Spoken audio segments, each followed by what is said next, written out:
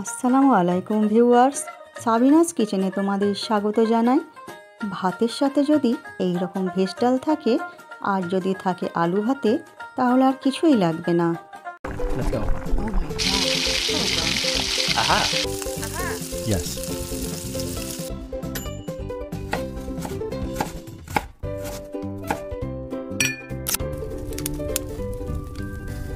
Wow. Thank you. 200 গ্রাম মসুর ডাল নিয়ে ভালো করে ধুয়ে নিয়েছি। ধুয়ে নিয়ে হাফ চামচ লঙ্কা গুঁড়ো, হাফ চামচ হলুদ গুঁড়ো, 1 চামচ জিরা গুঁড়ো, 1 চামচ আদা থেতো করে দিয়ে দিচ্ছি এবং বেশি করে পানি দিয়ে দিচ্ছি। দিয়ে ভালো করে নেড়ে দিচ্ছি। দিয়ে আমি 4টে কাঁচা লঙ্কা ফালি করে দিয়ে দিচ্ছি। একটা মাঝারি সাইজের গাজর ছোট ছোট করে কেটে দিয়ে দিচ্ছি। আর একটা মাঝারি সাইজের আলু ছোট ছোট করে কেটে দিয়ে দিচ্ছি। দিয়ে ঢেকে আমি মিডিয়াম আঁচে সেদ্ধ হতে দেব। যখন ডাল অর্ধেক সেদ্ধ হয়ে যাবে, 2টো টমেটো কেটে দিয়ে দিচ্ছি আর পরিমাণ মতো লবণ দিয়ে দিচ্ছি।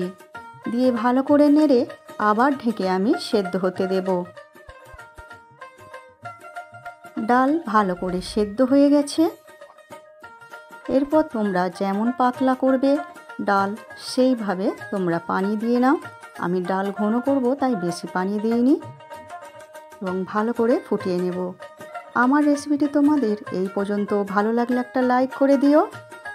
এরপর কড়াইতে আমি 25 গ্রাম সর্ষের তেল দিয়ে দিচ্ছি। 2টো শুকনো লঙ্কা দিয়ে লাল করে ভেজে নেব। একটা তেজপাতা দিয়ে আমি লাল করে ভেজে নিচ্ছি।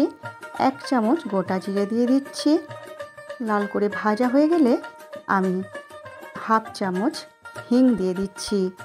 সব কিছু লাল করে ভাজা হয়ে গেলে আমি সেদ্ধ করা ডাল ওর মধ্যে ঢেলে দিচ্ছি। ডালের এই ফোড়নটা দিলে এত দারুণ খেতে হয় ডাল, তোমরা যতক্ষণ না নিজে বানাবে ততক্ষণ বুঝতে পারবে না। আমার রেসিপিটি তোমাদের কেমন লাগলো কমেন্ট করে জানিও। এবং নামাবার আগে আমি হাফ চামচ ঘি ছড়িয়ে দেব। দিয়ে ফুটিয়ে নামিয়ে নেব।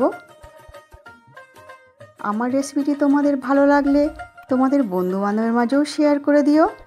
এরপর তোমরা গরম গরম ভাত, রুটি, পরোটা, লুচি সবার সঙ্গেই পরিবেশন করতে পারো। আমার রেসিপিটি তোমাদের পছন্দ হলে সাবস্ক্রাইব করে পাশে থেকো এবং আমার রেসিপিটি শেষ পর্যন্ত দেখার জন্য অনেক অনেক ধন্যবাদ তোমাদের।